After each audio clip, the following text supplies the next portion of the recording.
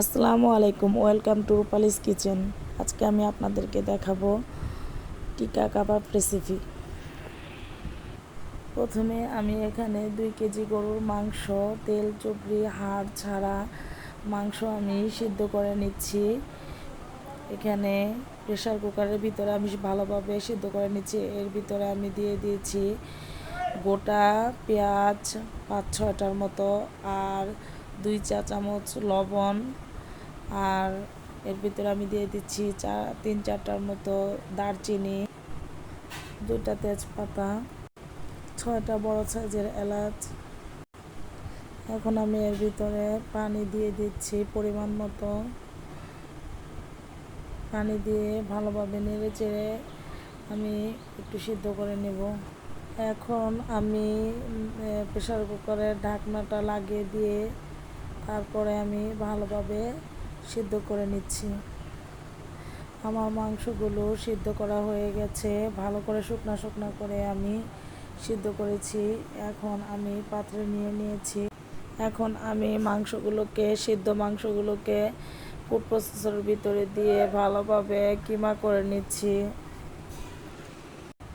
দেখুন, আমি মাংসগুলোকে ভালোভাবে কিমা করে নিয়েছি। এভাবে আমি সব মাংসগুলোকে কিমা করে নিয়েছি। এখন আমি যে বুটের ডালগুলো সিদ্ধ করে রেখেছিলাম সেগুলো আমি ফুড প্রসেসরে দিয়ে আমি ব্লেন্ডার করে নিয়েছি। এখন আমি মাংসগুলি আর বুটের ডালগুলি সবগুলি এক জায়গায় একটি বোলের ভিতরে নিয়ে নিচ্ছি। এখন আমি একে একে সব মশলাগুলি এর ভিতরে দিয়ে দিচ্ছি। আমি এখানে দিয়ে দিলাম 1 টেবিল চামচ আদা রসুন বাটা। আপনারা ইচ্ছা করলে এখানে পাউডার আদা রসুন বাটাও দিতে পারেন। আমার কাছে পাউডার আদা রসুন বাটা নেই, সেজন্য আমি ব্লেন্ড করা আদা রসুন বাটাই আমি কাঁচাটা দিয়ে দিয়েছি। এখন এর ভিতরে 4 চা চামচ রাঁধুনি গরম মশলা পাউডার দিয়ে দিচ্ছি। আপনারা ইচ্ছে করলে বাসায় গরম মশলা তৈরি করে সেটাও দিতে পারেন। এখন দিয়ে দিচ্ছি রাঁধুনি টিকা কাবাব মশলার গুঁড়া। এখানে আমি 6 চা চামচ টিকা কাবাব মশলার গুঁড়া দিয়ে দিচ্ছি।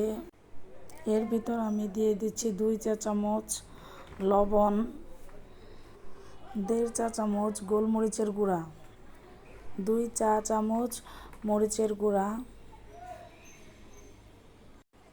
এখন আমি তেল দিয়ে দিচ্ছি। এখানে আমি 4 টেবিল চামচ তেল দিয়ে দিলাম।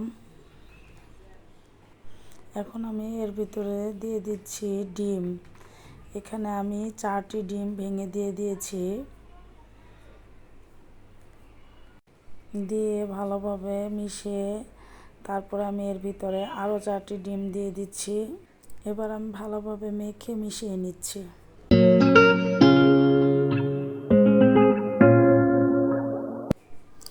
ব্রেড ক্রাম্ব দিয়ে শক্ত করে ভালোভাবে মেখে নিচ্ছি। এখন আমি টিকাগুলো বানিয়ে নিচ্ছি।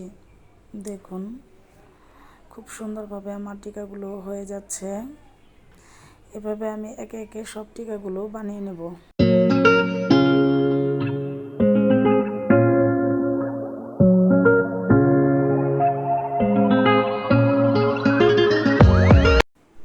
এখন আমার টিকাগুলো তৈরি করা হয়ে গেছে, দেখেন। এখন আমি ট্রের ভিতরে এর উপরে বাসায় রাখা পলিথিন ভালোভাবে ধুয়ে কেটে তারপরে বিছিয়ে নিয়েছি। তারপরে আবার আমি টিকাগুলো বানিয়ে নিচ্ছি। আমাদের র্যাপিং পেপার ছাড়া এভাবে ফ্রিজে রেখে টিকা কাবাব সংরক্ষণ করা যায়। এভাবে শক্ত হয়ে গেলে তারপর বক্সে ভরে আপনারা রেখে দিবেন। তৈরি হয়ে গেল টিকা কাবাব। ব্লগটি ভালো লাগলে একটা লাইক দিবেন, কমেন্টস করবেন, শেয়ার করবেন, সাবস্ক্রাইব করবেন। আল্লাহ হাফেজ।